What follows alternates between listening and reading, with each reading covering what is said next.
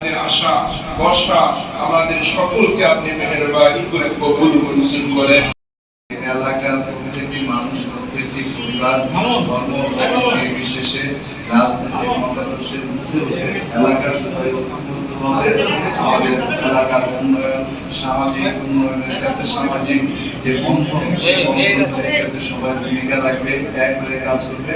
সেটারই একটা প্রতিফলন আজকের এই ইফতার মাহফিল। এই এলাকার যুব এবং ছাত্র সমাজ সবাই মিলে যে উদ্যোগটা গ্রহণ করেছে সবাইকে একত্রিত করার, সেজন্য আমি আমার ব্যক্তিগত তরফ থেকে এবং জেলা বিএনপির পক্ষ থেকে আপনাদেরকে মোবারকবাদ জানাই।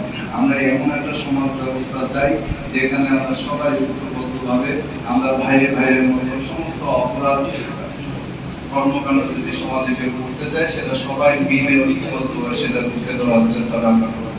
যারা ইফতারের আগে দোয়া করতে হয়, আমরা সবার কাছে আল্লাহর কাছে এই দোয়া চাইব যেন আমাদের যে বর্তমান যে প্রধানমন্ত্রী যেমন তারেক রহমান, উনি যে দেশকে নতুনভাবে এগিয়ে নিয়ে যাওয়ার চেষ্টা করেছেন, যে সহমর্মিতার রাজনীতি বাংলাদেশের যাচ্ছেন, এলাকার সমস্ত অন্যায় অপরাধ থেকে যাতে সাধারণ নাগরিক সমস্ত সুযোগ সুবিধা পায়, যাতে কোনো সমস্যা না হয়, এরকম একটি সুন্দর সমাজ ব্যবস্থার মাধ্যমে রাজনীতি এগিয়ে নেওয়ার যে চেষ্টা করছেন সেটা যেন আল্লাহ আমাকে কামিয়াবি করেন।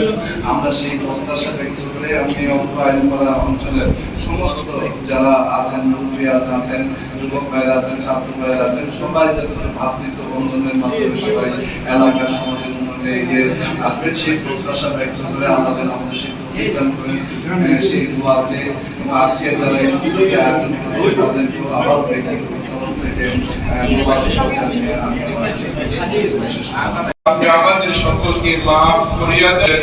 বিশেষ করে আল্লাহ আল্লাহ রহমান সাহেব আল্লাহ তার সমস্ত মাসআদ আপনি পুরো وصلى الله تعالى على خير خلق محمد وعلى اله وصحبه اجمعين برحمتك يا ارحم الراحمين.